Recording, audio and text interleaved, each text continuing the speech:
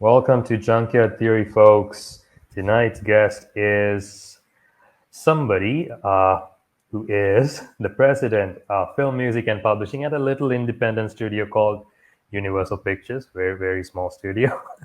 he's been in the industry for over 25 years, and his credits include some of the biggest hits in history, both cinematically and musically. I'm so thrilled to have Mr. Mike Knobloch on the show. Mike, Ayubowan, and glad to have you on board, sir. Ayubowan, nice to be here. Thank you so much. Awesome, Mike.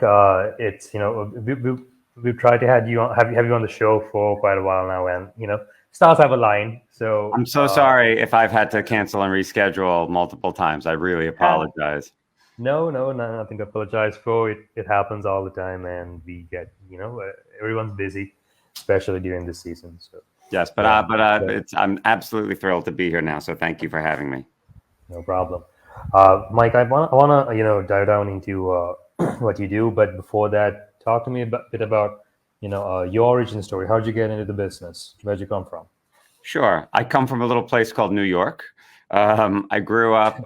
Excuse me one second. I dropped something. There we go. I grew up in the suburbs of New York, and I was always into music and the performing arts and self-taught musician, and I played in bands and just assumed I'd be, kind of a big rock star when I grew up, which didn't exactly pan out, but you became something bigger. Yeah, exactly. Worked out a little bit better. After growing up and going to high school in New York, I went to a school in the Midwest called Northwestern University, which is just outside Chicago, and started in the film program there, and actually ended up being a theater major at that school, and just kind of spoke to it. I like putting on shows, and I especially liked and gravitated towards the intersection of music and anything, visual media, whether it was on stage, on screen, big screen, little screen, or whatever. But I grew up in the dark ages before the internet, and so my really kind of deep working knowledge of the entertainment industry was really limited.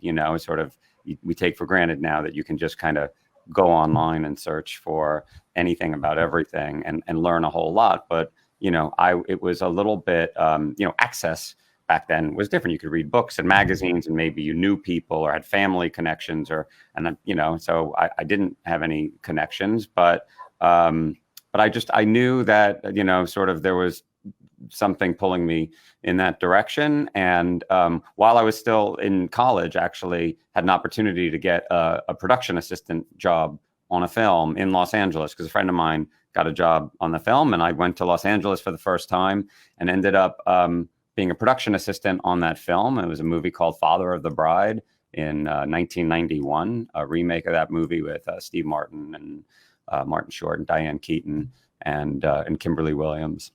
And that was, sort of boot camp for me. I got to see everything. I got to see how the movie was shot and how the movie was edited, and people who worked at the studio, business executives and then, technical people and creative people. And just what really kind of was enlightening for me was just this giant collective of people who all had very specialized tasks in the industry, even, on the music side, which was, of course, one of the coolest parts for me to see how that got made. But there's a whole array of people making the music for the film. There's a composer, an orchestrator, an engineer, a music editor. There's musicians, obviously. And then on the song side, there's songwriters and artists and creative people in the cutting room, cutting songs to picture. And it was just, all of that was like, it was just so amazing and enlightening for me. And I got to go to the recording sessions for the score with Alan Silvestri, who's one of the greatest composers still to this day, and world-class orchestra. And it was just such an aha moment for me of just seeing that in action and being like, I got to be around this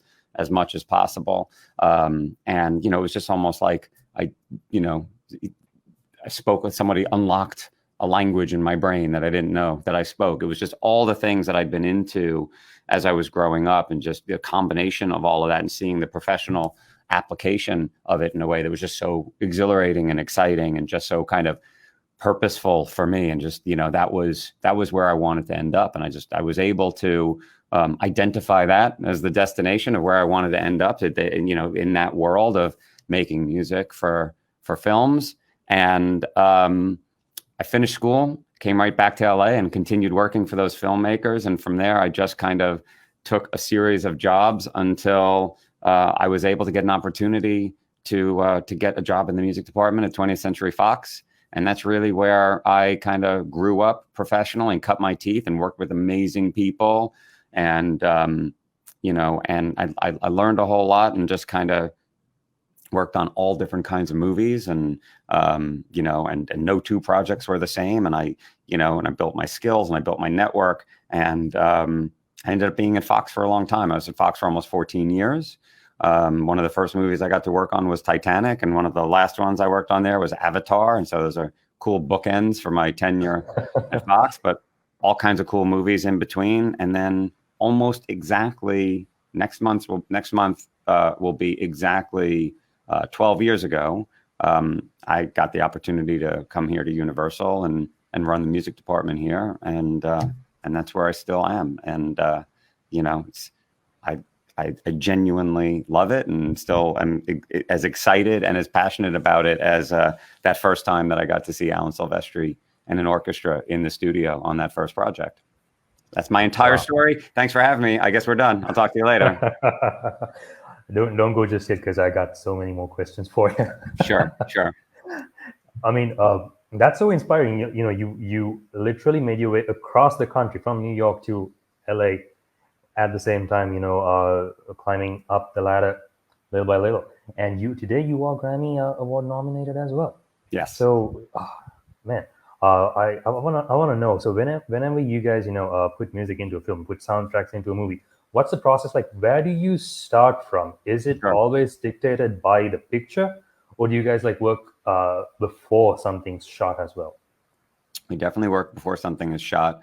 And yes, the needs of the project musically are dictated by the picture, but it starts before that. It starts with the script, or even if there isn't even a script, it might start with a creative kind of meeting of people sitting around a table talking about kind of the goals and objectives and ambitions for a project. And, but certainly by the time you have a script in your hands, there's a whole lot you can do to start the music making process for a film. And it's a lot about kind of getting in early and often, and communicating and collaborating with all the key people. It's a sort of, again, it's a collective of people who all have key positions around the table. So you have a director, you have film producers, you have executives at a production company, or we're a production company and a distributor, and a lot of other things in-house.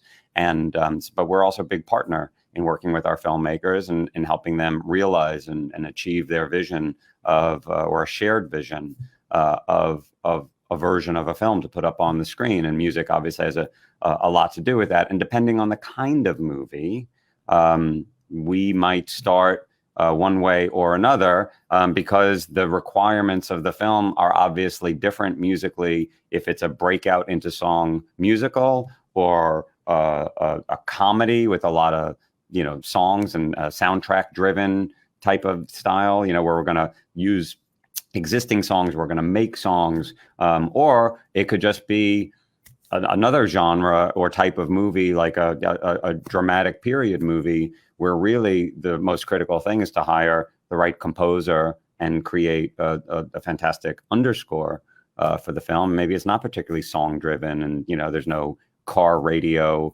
or montages scored by a pop song or things like that. And we just it's all about the composer and the score, but just as critical as any other kind of music in a film. So the cool thing about being here at Universal is part of the culture of this company is we have such a diverse portfolio of all kinds of movies, and movies of all shapes and sizes, and so we have low budget and tentpole high budget movies. We have franchises like Fast and Furious and Jurassic World, and then we also have a specialty horror and thriller division with Blumhouse, and we work with our partners at Working Title in the UK and Focus Features here on the lot in Los Angeles.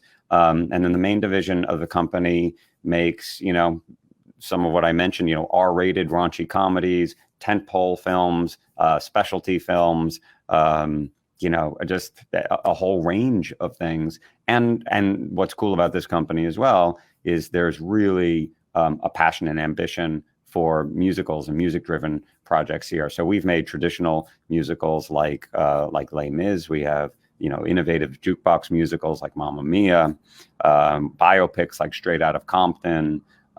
We're getting started very soon, or already basically have gotten started on the Wicked film that we're going to make starting this year.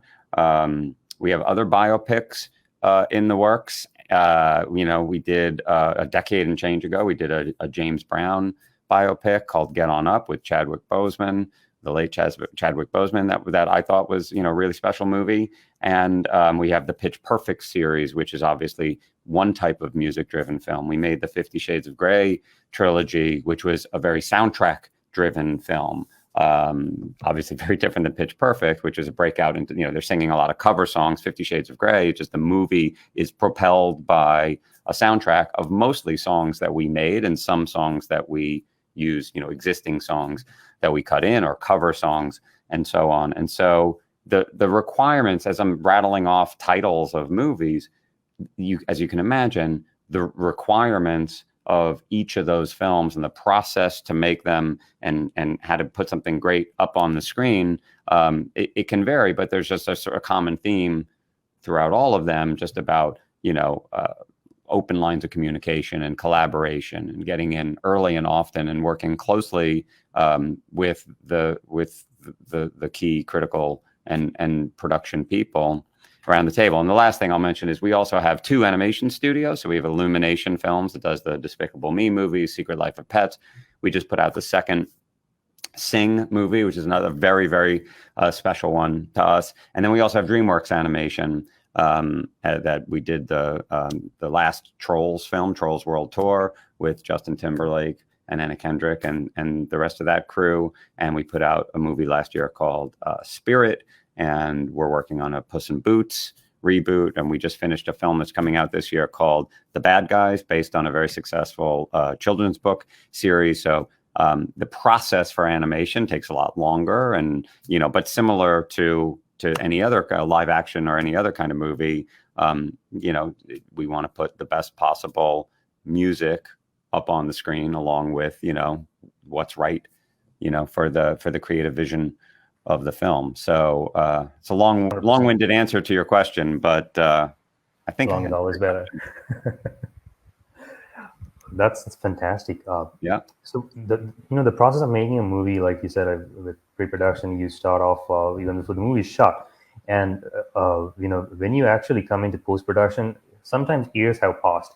And how do you try to think in advance and predict what trends would be popular around that time, and then pick the particular artists that you need, the type of genre for the music? How do you make that decision? Is it something that's decided through mathematics, statistics, or is it more of a gut feeling? I mean, if I had to pick one or the other, probably more the latter of, kind of a gut instinct. We don't really spend a whole lot of time on kind of mathematical, kind of metrics and algorithms. You generally, if we sat down, you and I sat down right now together to make the list of the biggest recording artists in the world, we'd probably, it's a short list, and it would be kind of very, or if we did it separately, we'd have a very similar list to one another in terms of, just what's topping the charts and what's commercially successful around the world. Sometimes that may or may not be the criteria we're looking for. Again, we need to serve the film, but sometimes we have an opportunity to work with emerging talent. I mean, when we worked with The Weeknd on the first 50 Shades movie, he was we saw an artist who was just about to break, and it was just kind of, it seemed clear to us that, you know, this guy was a phenomenally talented artist, and we made this really cool song for the film. And, you know, a lot of it has to do with kind of serendipitous cosmic factors and right place, right time. Timing has a lot to do with it. So, you know, we're A&R people in terms of trying to spot, you know, being ahead of the curve and trying to spot future hits and future hit artists. And sometimes we want to collaborate with artists that are already big names and a big commercial draw, and we can add marquee value to the film. Sometimes we're doing, like I said, we're doing cover songs, or sometimes we're making original songs, but all of that is very much of kind of a vibey, instinctive gut check sort of things, more than it is mathematical or scientific or, you know, stats based, right? You know, I always say that, like,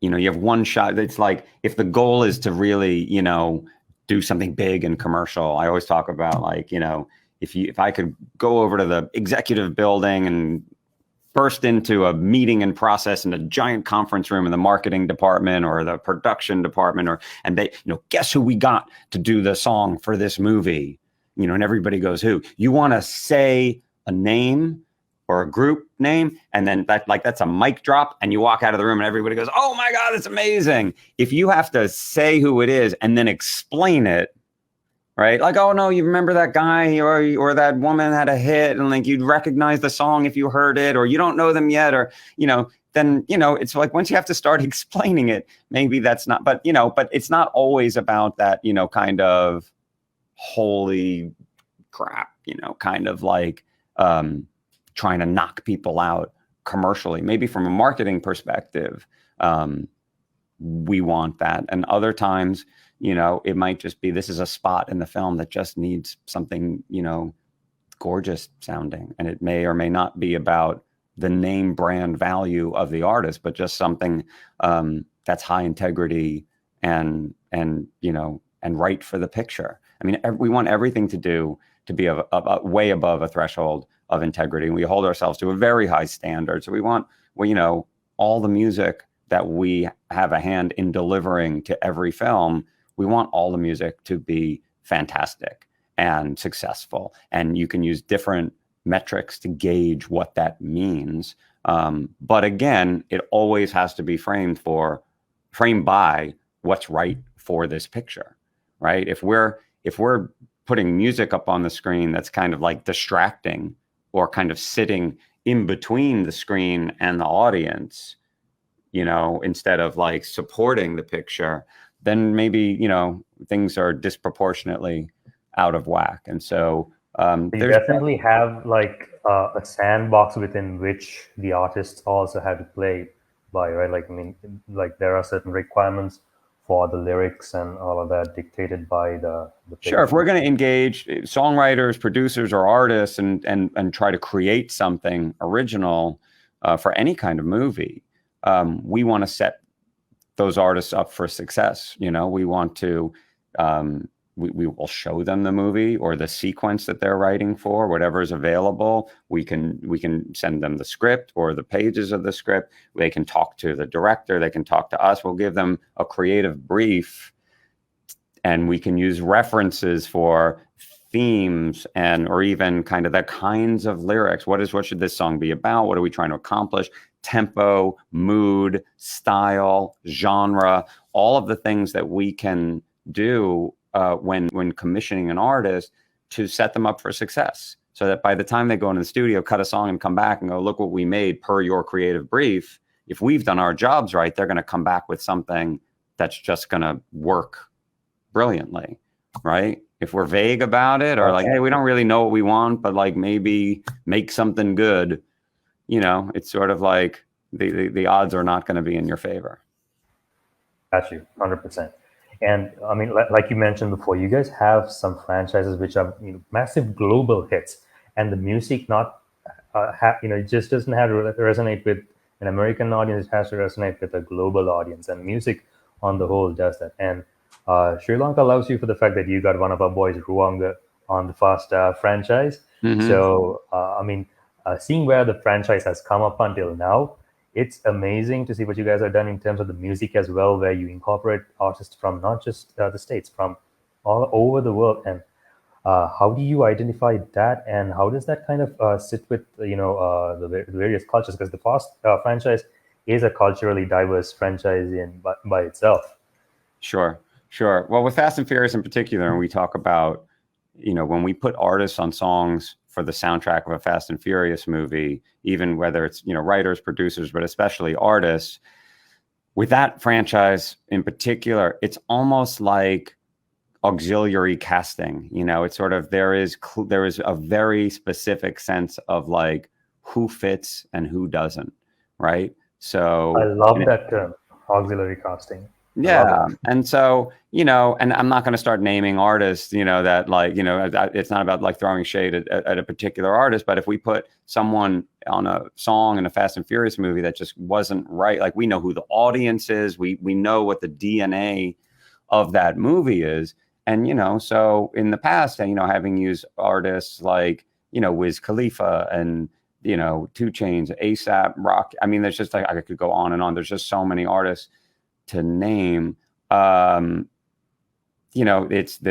rap, there's hip hop, there's a lot of Latin music. There's, it has to do with the story and where are we in the world, because the Fast and Furious movies go all over the world. But just what group of artists can we curate that will sit alongside the cast of the movie, serve the story, serve what's on the screen, the location, the setting, and also just kind of, like you said earlier, gut check and just kind of feel like this could feel like a Fast and Furious song, right? And it takes a lot of trial and error, and it's and it's a process. It's a process, and there's a great team behind the music on the film. It's always a team effort, right? And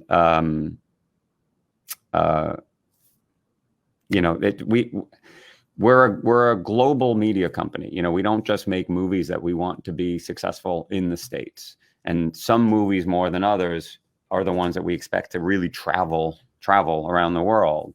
And it's it's different with every title. Animated movies, for example, they can be regionalized. They get recast and redubbed in different territories. And sometimes we use the music regionally to help movies feel more local, and other times we are like region specific tracks. Yeah, we might work with our marketing and distribution team in one territory or another, because they might have something that's going to work meaningfully in their territory for the campaign of the movie.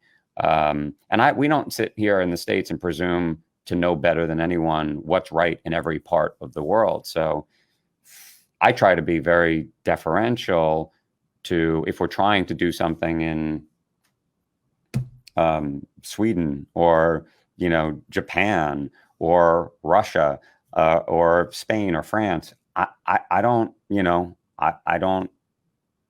have experience living. I don't have experience living in those places, and I don't speak those languages. And I can bet you in those places that the same kinds of artists are topping the commercial pop charts, but there's also a music scene that's more meaningful locally than it may be globally. And so with animated movies especially, we may work to regionalize films. But with all of our movies, whether it's classic songs or new songs, we want to work with music that we believe will not only serve the movie, but if the goal is to be commercially relevant, music that will work outside the States as well. But again, it varies from title to title.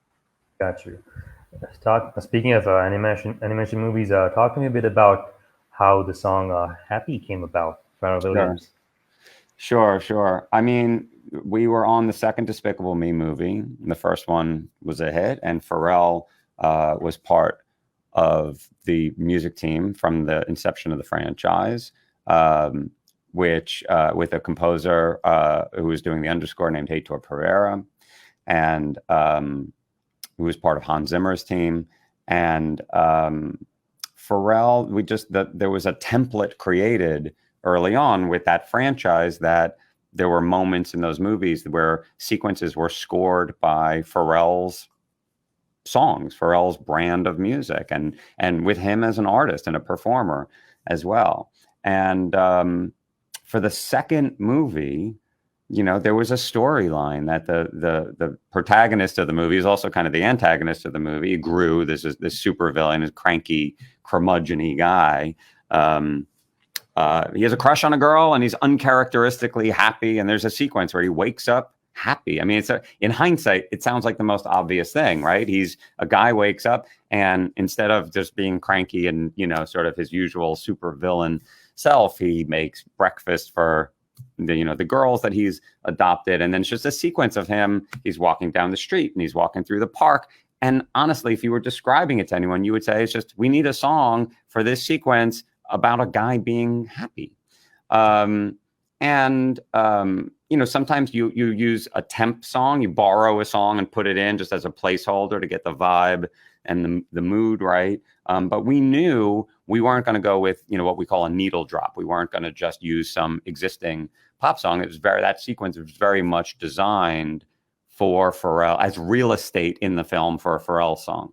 And the filmmakers, you know, and the team, you know, we would talk to Pharrell and kind of we'd show him the sequence and describe what we need. And that one, you know, was, you know, it's great to look back and kind of smile about it, but it was really tough. It was a series of trial and error. You know, Pharrell would send a song or, you know, a groove or a track and say, how about this? And everything would be earnestly considered and genuinely tried and to picture. And sometimes it's too fast or too slow. It wasn't the right vibe or it wasn't upbeat enough. And you know, we work to deadlines, and, you know, sometimes there's just a ticking clock, and the clock starts ticking louder and louder, because if we don't have the song by, you know, we're working backwards from a release date, but the whole lot of things have to happen at key milestones on a schedule along the way to get to where you're going to end up. But if we're starting to uncomfortably kind of feel like we're up against it,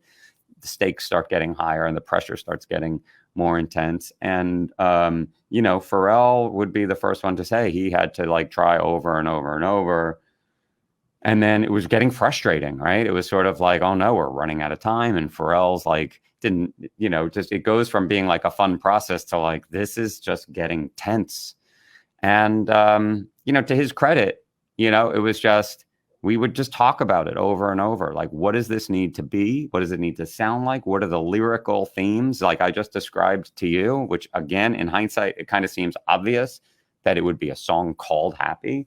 But I know he went back into the studio and just started from a clean slate, right? Just got into a headspace of like, forget about what I've tried and what I've done to date. I'm gonna erase the whiteboard, clean slate, focus, dig deep. And he came back like literally in the 11th hour when it was just starting to get really uncomfortable. And we were starting to think about, what are we going to do? What are we going to do if he doesn't show up with the song? Or maybe we will have to pivot and use, you know, there are needle drops that you hear in movies and TV commercials and TV shows all the time about, you know, it's like if I started naming songs, you know, somebody walking down the street being happy, you might use the song Walking on Sunshine. Like everybody knows that song. You hear a split second of it and it just tells your brain this is upbeat, feel good, happy. And, you know, so we started, not that we would have used that song, but we started thinking about like, what are we going to do? And thankfully Pharrell came back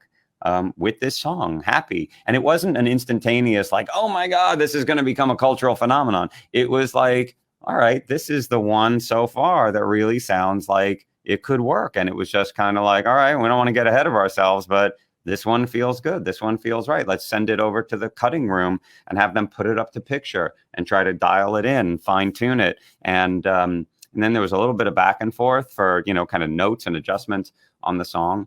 And it just ended up working, as you know, the rest is history. It ended up working really nicely in the picture. And then, you know, outside the movie, there's a whole other thing we try to achieve, which is we want to have a hit song. We want to, you know, the brass ring is, you want to have, if you go way back to like, why do soundtracks exist? Why do we even do this in the first place? There is a kind of what we consider now to be an old school logic of, You want to make a song for a movie and have that song come out and get on the radio, make a music video, and that song's going to be a hit before the movie opens, so that by the time the movie comes out, people go, oh, it's that song from that movie, and that song makes me want to go see the movie. And then when the song comes up in the movie, it's my favorite song that's been a hit for the. That's really, really hard to do. We have done it, we've done it with The Weeknd, with Ellie Goulding on the first 50 Shades movie, and and other movies, Anna Kendrick and that Cup song, Appalachian, folk tune turned into a pop song, with the first Pitch Perfect movie. But it's really hard. How you make a song a hit and how you open a movie are two different processes, and they're two different agendas and things that don't always line up and synchronize well, and sometimes you're finishing a movie right up against your deadlines, and it might take a record label or a music company, it might take a year and a half of working a song to have it be a hit. We don't finish movies a year and a half before they come out. So sometimes you get lucky, and sometimes, it's sometimes you don't. With Happy, it was interesting because the movie opened in that summer, and the movie was a hit. It was a great, hit of the summer, and it was commercially successful. It was artistically successful. The songs that Pharrell made, for all the songs, not just Happy, that Pharrell made for the film, were fantastic and a great part of the experience of the film, and the rest of the music in the film as well. The score by Heitor Pereira.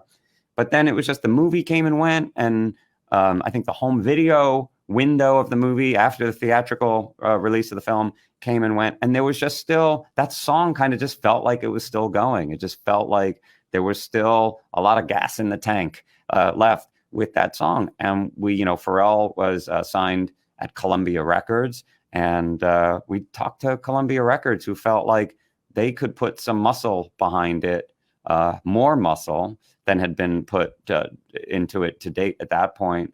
And, went from the movie coming out at the top of the summer into early fall. And, we just put resources behind the film, and, the song just kind of grew and grew, and became a hit.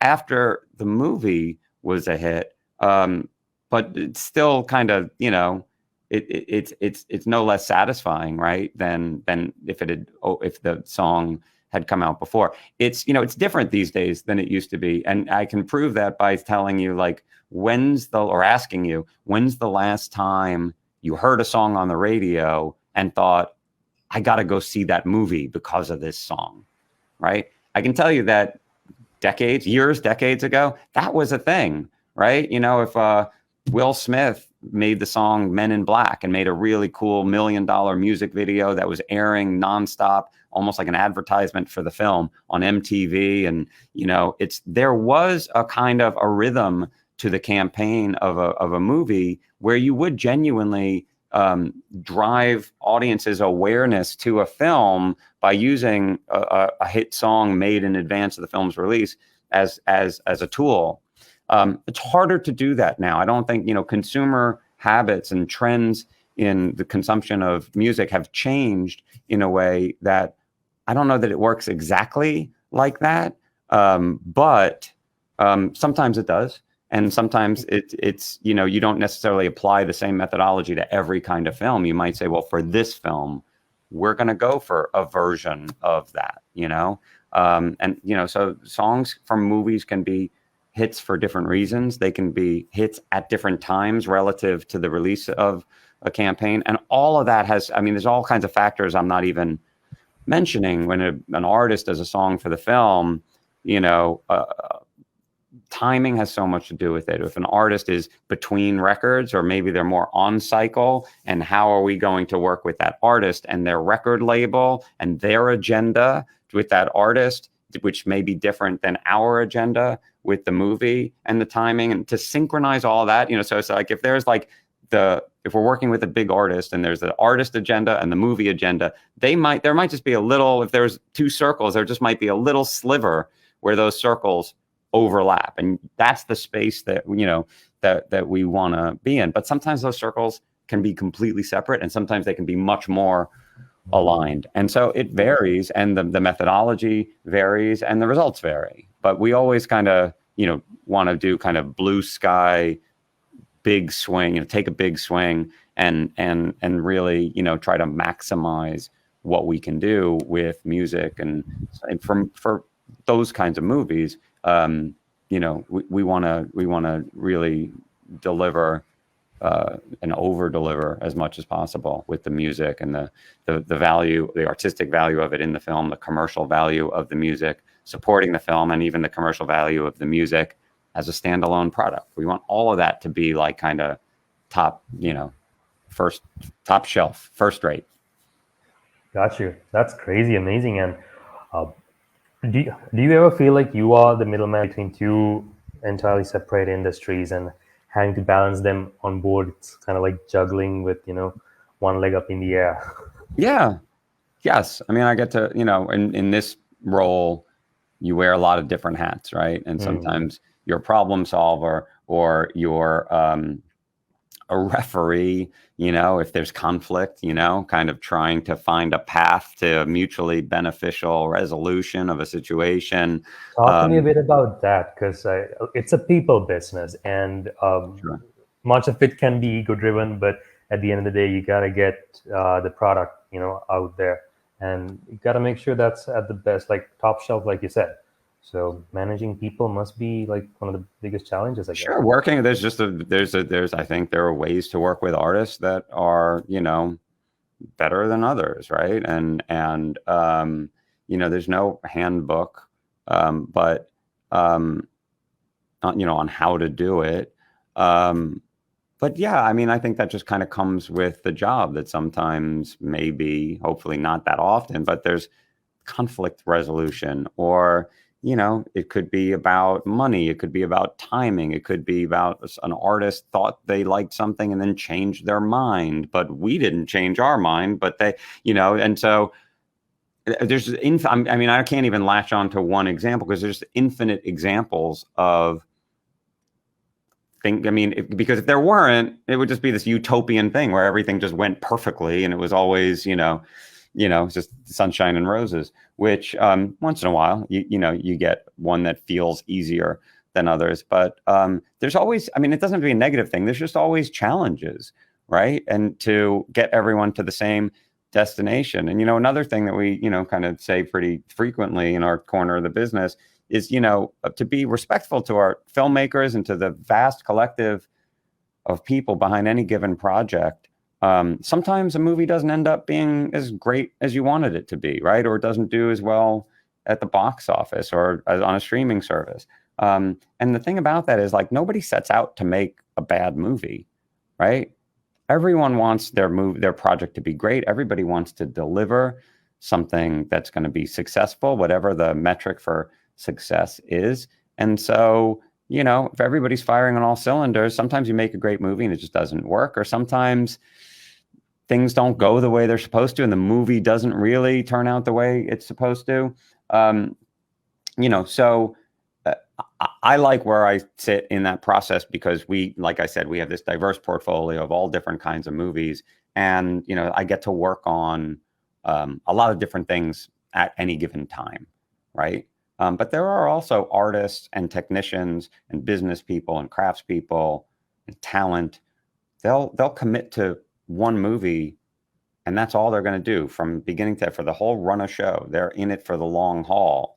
And so you got to respect people's kind of dedication and passion, because they're showing up to do great work, right? They want to be part of something they want to be on a winning team, right? They want to be, they want to deliver something that's going to succeed. So hopefully, more often than not, that's the case, right? But sure, you run into, bumps in the road and pitfalls and, challenges and conflicts and issues and problems to solve. And, it's par for the course. Got you. And,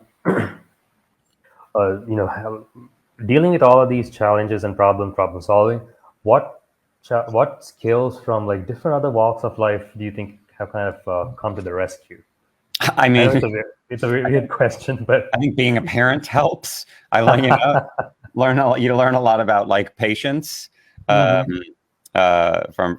being a parent. But I just think you pick up experience along the way, and you learn how to be collaborative and egoless, and how to set people up for success, and being a good communicator.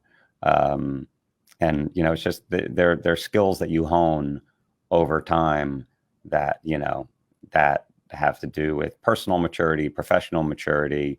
And, you know, I'm the first to admit that I think I'm better at all of that than I used to be. And I'm also like, I'm not perfect. And so I'm always striving to be better. But, you know, there's a romantic notion of like, for people who do what we do, that we're just sitting around listening to music going like, put this song in that movie.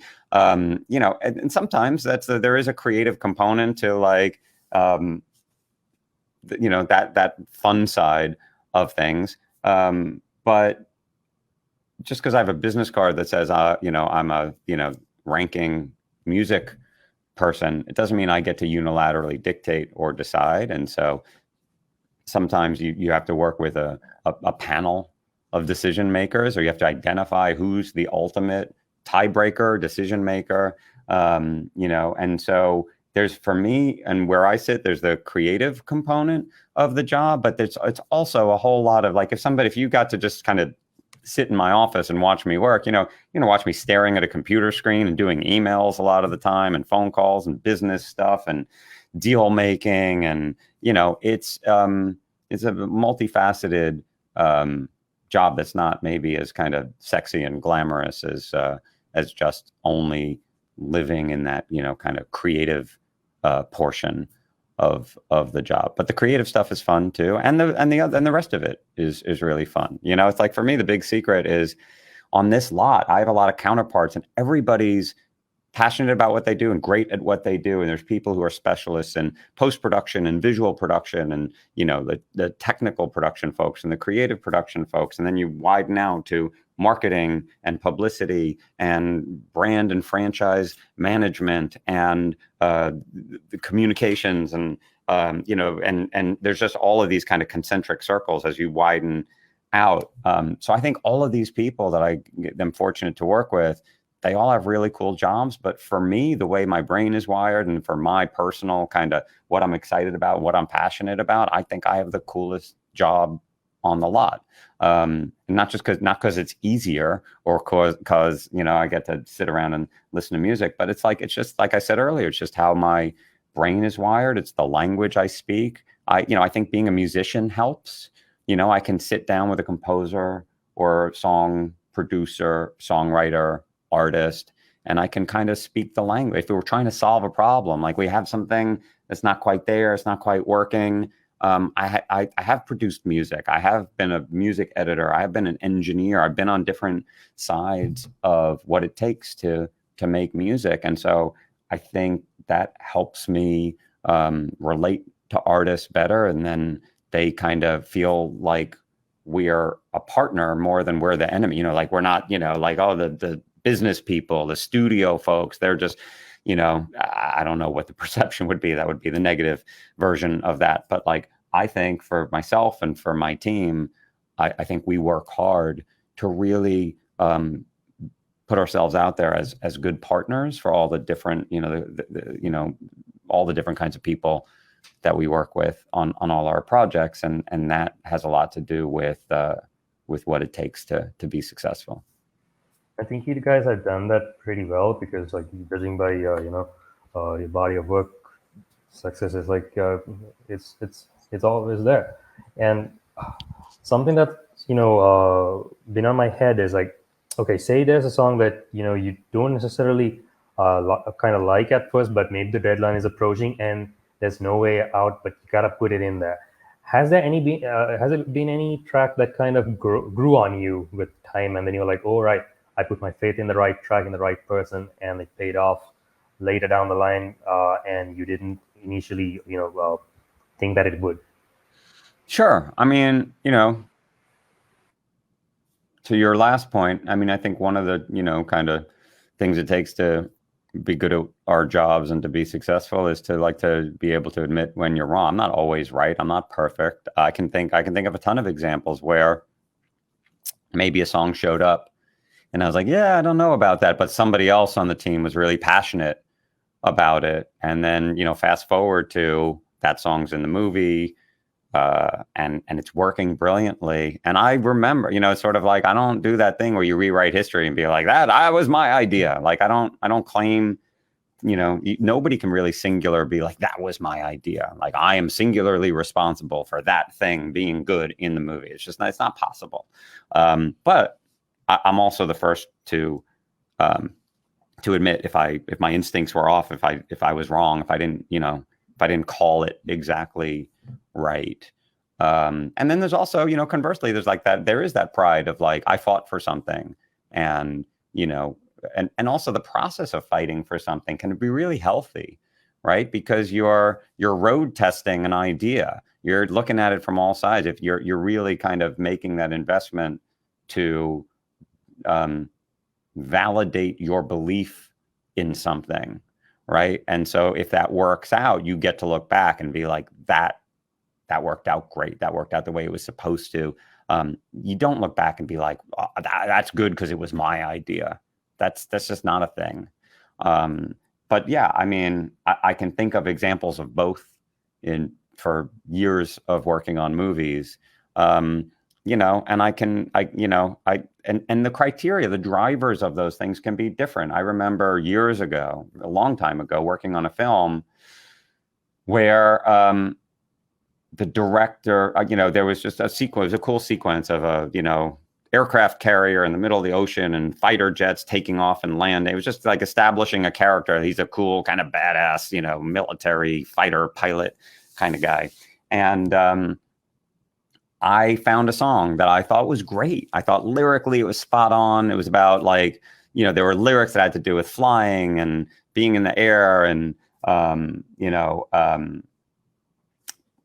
things that I just thought weren't too on the nose, but that's the vibe of the song was kind of rock and roll. And we were, the character is kind of like a rock star in his world. There were a lot of, I felt like it checked all the boxes. That was my opinion. The director showed up and he didn't like it. He wanted something else. And with the song that he wanted to end up with, I personally didn't like it at all. It actually was a song like about a car, right? It was talking about like, and not that we always try to be so on the nose. Like if you see airplanes, the song should be about flying, or if you see, a car. But like, I just remember, like, I didn't like the artist. I didn't like the song. I didn't like the lyrics. And sometimes you just have a guy who's sort of like higher on the food chain going like, I don't know, I just like it, and what you learn from those situations is that adage that, people, say all the time, which is you got to choose your battles, right? You got to know when. Is this the one that I'm like going to fall on my sword over? I'm going to stand on the train tracks in front of the train and try to stop the train because my idea is better than that guy's idea. Or do I go in a day's work with all the things we got to do and all the problems we have to solve? Like, okay, I don't love how that turned out, but I'm going to check it off the list. The song, the director likes it. I guess it works in the picture well enough. It's clearable, it's affordable, and so not my personal choice, but what am I going to do? Like threaten to quit my job if he doesn't put my song? It's like what so you just have to get realistic and smart about how to navigate those situations. Gotcha. And in hindsight, do you ever look back and reflect? And if you do, how do you utilize, these particular failures? Like say something didn't work out the way that you wanted it to. How often do you go back, reflect, and see what could have been done better? And then when a similar opportunity presents itself, do you tackle it differently while, using lessons from the past? Or do you always approach it as a clean slate with like, all right, we're going to do this with, proper clean whiteboard kind of style? I think it would be foolish to say we're just going to try and do the same thing over and over again and expect different results. If you can really pinpoint why something didn't work, it's that other adage of like the definition of insanity is doing the same thing over and over again and expecting different results. But like I was also saying earlier, because no two projects are alike, and it's just we're working for the film, we're working for what's up on the screen. it's often very difficult to say this situation is exactly the same as that last situation. But I mean, it would be silly to say that you don't learn from your mistakes. That's essentially the question you're asking, is like, do you learn from your mistakes, and do you course correct going forward? And so, yeah, of course you have to. I don't have like a really good example of one of those that comes to mind of like, oh, we screwed something up, and then the next time it came around, we referred to that screw up and then fixed it. But if you gave me a minute, I probably could come up with a ton of examples, because that just sounds like that sounds like a life thing. Is you just, you do the best you can. You may screw up, you may make a mistake, and then ideally the next time you find yourself either in the exact same situation or even in a remotely close similar situation, you're not going to do, if you can pinpoint what the mistakes were, and you want to know the difference too. Like, did we screw something up and we didn't do a good job? The movie's not good, the music isn't good. Or sometimes you chalk it up to like, I think that's the best movie I've ever worked on, and I think it's and just, it didn't find its audience. People didn't show up. They didn't buy their movie tickets, or they didn't buy it on video. And sometimes you have to chalk it up to like, better luck next time, right? Like, you can't always reverse engineer, like, what did we do wrong? What could we have done differently? But you have to know the difference between one versus the other, right? Sometimes you do. Yeah. Sometimes you do screw up, and sometimes you can really stand behind your work and get behind a project, and it may not be successful for whatever reason. That's true.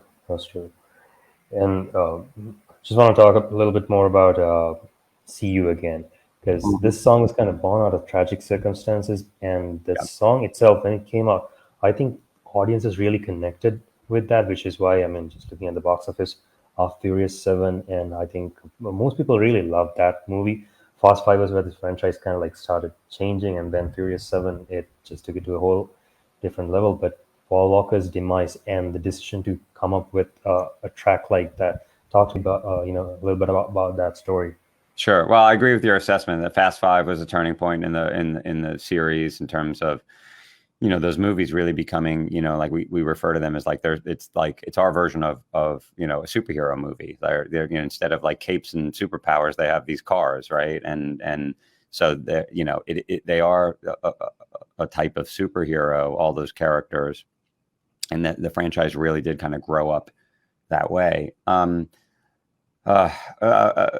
7 and the Paul Walker situation was obviously, it was tragic, and we'd never been through something like that. And then, once everyone involved in the project had an opportunity to kind of like come back to the table and talk about how the movie was going to be finished, we had to do something like uniquely challenging, which was, the story was adjusted so that you say goodbye to Brian, the character, but you also know in real life, Paul Walker, the actor playing the character, has lost his life in this tragic accident. And we wanted to, finish the film and score that sequence with a song that was custom made to work. And we wanted it to be to speak to saying goodbye to a character, memorializing a person, but somehow you want to leave. It's at the end of the movie, and you want people to walk out feeling uplifted. You don't want people to walk out feeling depressed or feeling like they experienced the movie and then they're just walking out feeling like they've left a funeral, for lack of a better expression. And so that was possibly one of the hardest things we've ever had to do, was to figure out how to navigate that. And we were working closely with our partners at APG and Atlantic Records and the filmmakers and the songwriting community. And we were really putting that brief out to a whole community of songwriters that we knew somewhere in this community might be someone who could figure it out, who could crack the code on the right vibe, the right tone, the right song, the right lyrics. And obviously we know how it worked out. Charlie Puth, he showed up with this, the See You Again idea, and just that title and that lyric alone, it sounds hopeful, right? It doesn't sound like a song about loss. It sounds like a song about hope. And it was difficult, there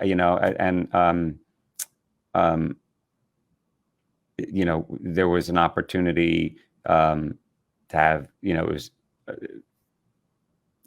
started as a kernel of an idea with a hook that Charlie showed up with. And then it kind of got built out from there. There was just something about, we would have batches of songs and we'd listen to things and audition things to picture. And so we kept coming back to that See You Again. I don't even know if the lyrics were fully formed initially. It might have just been a tune and a chord progression.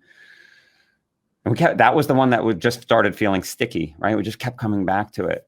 And from there, it just got further and further tailored to the film.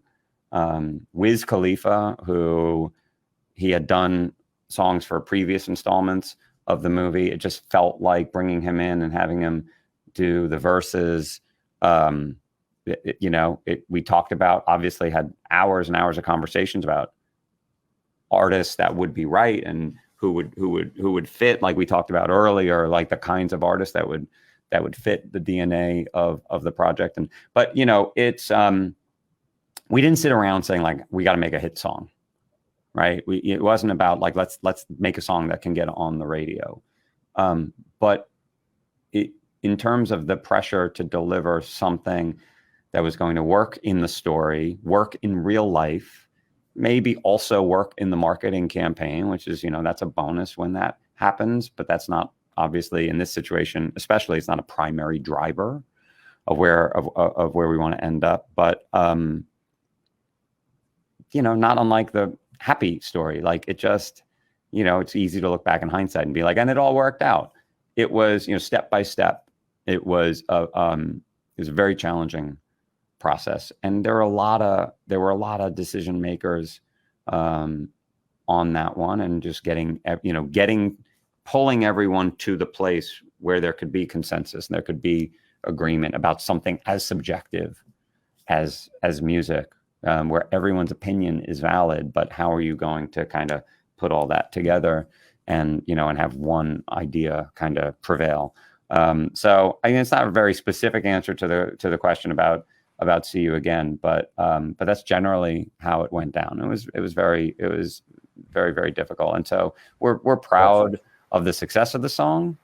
But we also, we still treat it as something really special. We're not trying to like license it out to, car commercials and, and TV sitcoms and stuff. We really try to keep it in the realm of only having to do with, with things relating to Fast and Furious and Paul Walker, just out of respect for what that song stands for and how it came about and what it means and all of that. So it's a really possibly one of the hardest things I've ever had to do in my life, and one of the most rewarding and special. When you talk, like I sense the positive energy and like your passion for the entire field that you're working in, like it's contagious. So I mean, whatever you've done, like hits or misses, I'm pretty sure you put all 100% into it. And I just want to know a little bit about like how has the pandemic affected your work, and where do you see things going, in the future? I mean, I think for everybody it's been hard.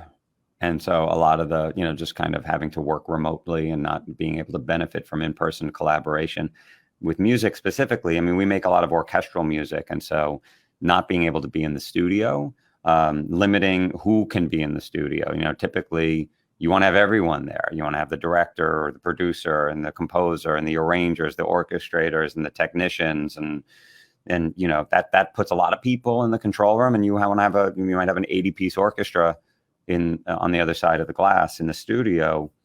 And for the last almost 2 years, we've been able to do it, but it's been really hard. There were social distancing protocols where the musicians, orchestral musicians, had to sit a certain number of feet apart, which can change the sound of an orchestra, or choir members being separated by baffles. And, and it's as opposed to how a choir works, where you're not only singing, but you're hearing the people in front of you and around you on either side of you.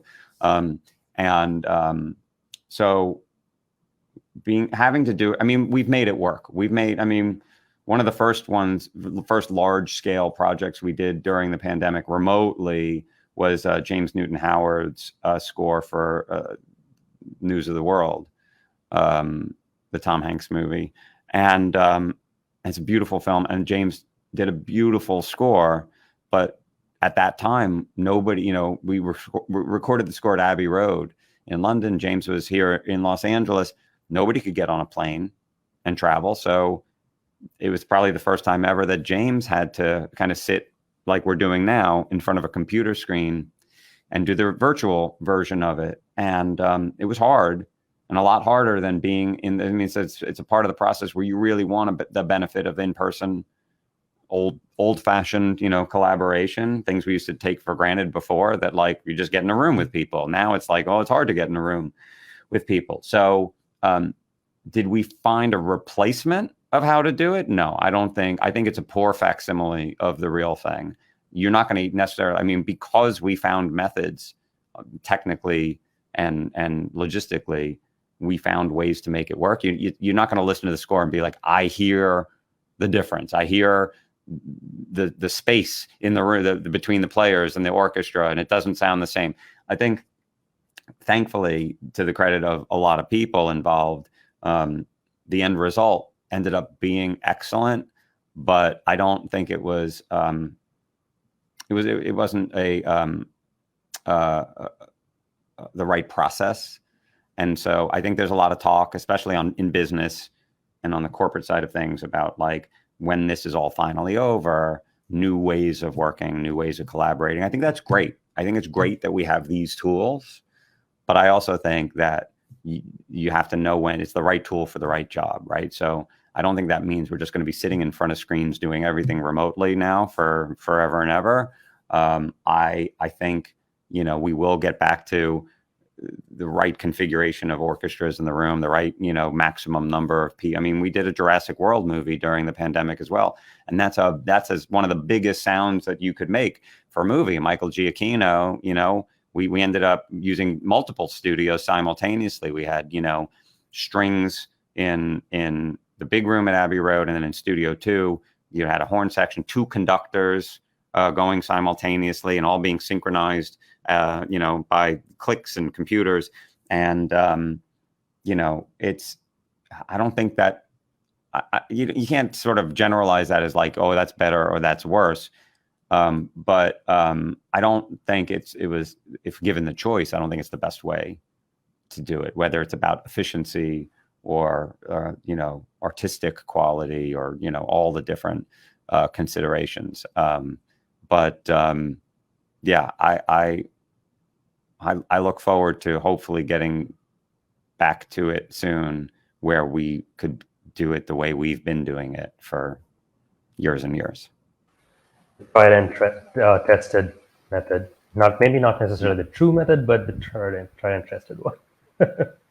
For sure. But I do think it's going to change how we do business, and, how we have meetings. And but I think in the creative realm, there's something about, kind of collaborating with people in person and being on a set. Right now, being on a set and shooting a movie is really challenging, right? You have different zones of who gets to be around who, and, people are testing. Even just what COVID testing adds to a film's budget, right, is significant. And just the protocol of who gets to be where on set. And it's really hard.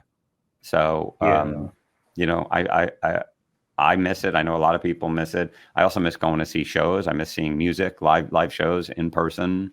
That's something that's really taken a hit during the pandemic. And that's always, that's a big part of what we do as well. If we're going to keep up with artists and trends in music, we want to be out there and experiencing all of that. And that's I imagine it's been not only hard for us, but really hard for the artists, you know, and just their livelihood and being able to make a living, you know, performing live is a big part of that gig. And, you know, that's taken a hit as well. So, you know, I'm optimistic. I'm grateful that we're still here. I'm optimistic about the future. It'll be different. I don't think we yet know exactly all the ways and exactly how it's going to be different, but we know it's going to be different than it was before. But I think certain things need to go back to the way they were to maximize the results. I agree with you. Here's to hoping for a better future. Not too far off, I guess. Yeah, exactly right. Mike, thank you so much for taking out the time to do this. Really means a lot. I got to thank Maggie at Universal for coordinating this, and also to our boy Ruwanga for setting this up. This has been truly enlightening, and I look forward to seeing Jurassic World Dominion hopefully soon. Thank you so much for having me. It's been fun talking with you. I really appreciate it. Thanks so much. No problem. Thank you so much, Mike. And this is Junkyard Theory, folks.